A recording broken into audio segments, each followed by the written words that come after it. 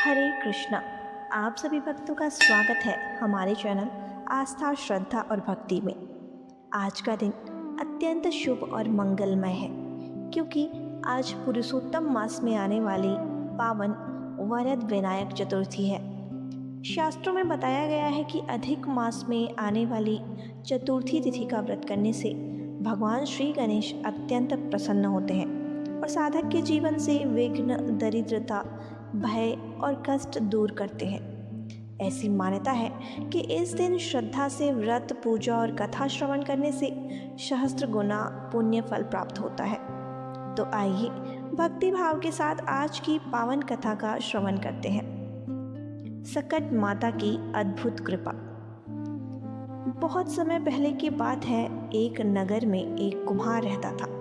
वह मिट्टी के सुंदर घड़े और पात्र बनाकर अपना जीवन यापन करता था। जब भी वह अपने बनाए हुए बर्तनों को भट्टी में पकाने का प्रयास करता, किसी न किसी कारण वे ठीक से पक नहीं पाते थे। दिन रात मेहनत करने के बाद भी उसकी सारी मेहनत व्यर्थ जा रही थी। परेशान होकर वह राजा के दरबार में पहुंचा और अपनी समस्या बताई। राजा ने राजपुरोहितों से समाधान पूछा। बहुत विचार विमर्श के बाद एक कठोर उपाय बताया गया कि भट्टी को सफल बनाने के लिए एक बालक की बलि देनी होगी। राजा ने आदेश जारी कर दिया कि नगर का प्रत्येक परिवार बारी बारी से एक बालक देगा।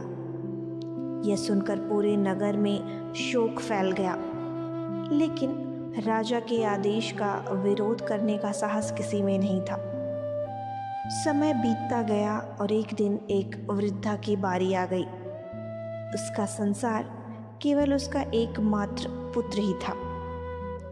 संयोग से उस दिन सकट चौथ का पावन व्रत भी था। वृद्धा सकट माता की परम भक्त थी। आंखों में आंसू भरकर उसने अपने पुत्र को सकट माता की सुपारी और पूजा का बेड़ा दिया और बोली, बेटा, भय मत करना, माता का स्मरण करते हुए भट्टी में बैठना, उनकी कृपा अवश्य रक्षा करेगी। बालक शांत मन से माता का नाम जपते हुए भट्टी में बैठ गया। इधर वृद्धा पूरी रात जागकर सकट माता की आराधना करती रही। उसकी आंखों से अश्रु बह रहे थे और होंठों पर केवल माता का नाम था।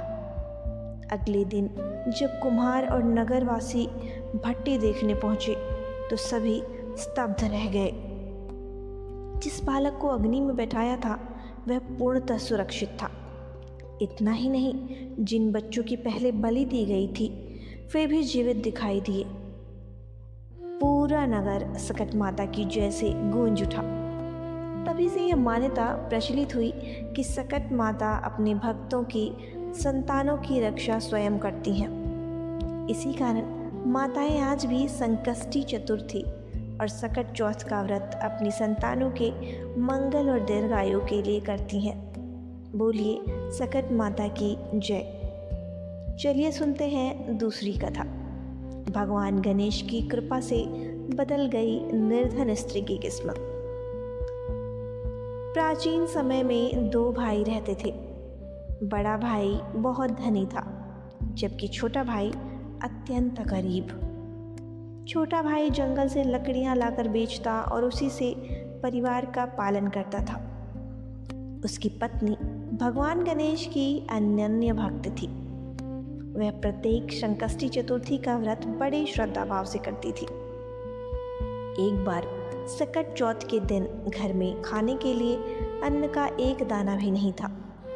अपने परिवार के लिए कुछ धन जुटाने हेतु वह अपनी जेठानी के घर काम करने चली गई। दिन भर परिश्रम करने के बाद जब उसने मजदूरी मांगी तो जेठानी ने कठोर स्वर में कहा, आज नहीं, पूजा के बाद कल लेना। बेचारी देवरानी दुखी मन से घर लौट आई। उस दिन उसके पति की भी कोई कमाई नहीं हुई थी। घर में भोजन न देखकर वह क्रोधित हो उठा और पत्नी को कठोर वचन कहने लगा।